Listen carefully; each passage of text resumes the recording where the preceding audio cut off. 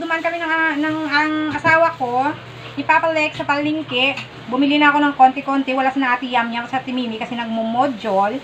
So, bumili kami ng 10 perasong orange. Yan. Tag 5 pesos yung isa. Yan. Bali, 10 piraso to, bali 50 pesos. Wala si Ate Yam Yam, kaya wala akong ganang magano eh. Tapos, bumili ako ng opo kasi ipaparis natin sa ating monggo. Ito ay 10 piso.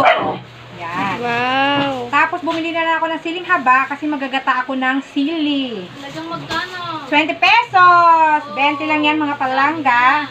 Pagkatapos, bumili na rin ako ng sibuyas na puti. 20 pesos din ito mga palangga. Yan, isang ganyan Ang yan. dami na. Yan. 20 pesos. Walang malalaki. Malalaki sana yung gusto ko. Kaso walang malalaki. Pagtsagaan na natin maliliit. Ito mga palangga, isang balot ng sibuyas is 20 pesos din. Ayan. Tapos, itong paborito nating luya. 20 pesos din ito mga palangga. Bubuksan natin para makita nyo yung 20 pesos. Lagay Sa palengke, di ba 5? Isang ganyan lang. Yan. Yung mga palangga, oh. Yan, 20 pesos yan. Marami-rami na rin, mga palangga. Yan. Ito, good for 2 weeks na yata. Ito, pag hindi na, bubulok. Kasi minsan nabubulok siya kasi. Katulad nito, may mga basa-basa na konti. Hang nga, ayan natin, i-open natin. Para maano. Tapos, etong ating sibuyas. Ang sibuyas natin is 20 pesos. Yung sibuyas na puti. Kasi, yan, medyo may mga may damage yung iba. Kasi, sa loob ng plastic, hindi ko na na-check. Ayan, may mga damage. Pero pwede pa to kunin lang. Ito, hindi na talaga pwede na pisak.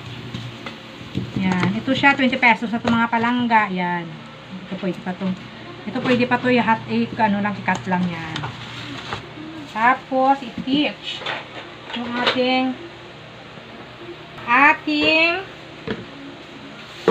siling haba. Ito yung siling haba natin. 20 pesos din. Kami lang naman kumakain ni Papa Lex ng ginataang sili at saka yung may-ari ng bahay namin, aming landlord. Ayan. Dami-dami na rin mga palangga. Ayan, may mga bulok-bulok na iba sa ilalim. Siguro kakabalot ng plastic. Pero pwede na yan. Ayan. 20 pesos. Tapos yung ating sibuyas na pula. Sibuyas na pula. Yan. I-open natin. Yan, may mga pisak na konti. Kasi hindi ko na talaga ma-check yung iba dyan kasi nakabalot nga. Yan. 20 pesos na rin itong mga palangga. So, lahat-lahat ng to, ito 80 pesos plus 10 is 90 pesos plus yung 50 na atin na orange is naka 140 pesos ako sa palengke mga palangga. Yan. Worth it. Yan. Yan. Konsumo na to for 2 weeks na to ng mga konsumo mga palangga. Yan yung ating mga pinamili kanina. Sibuyas na pula, 20 pesos. Yang sili, 20 pesos. Itong luya, 20 pesos. Sibuyas na pula, puti, 20 pesos. Itong orange natin, 10 piraso, 50 pesos. Saka yung ating upo, 10 piso.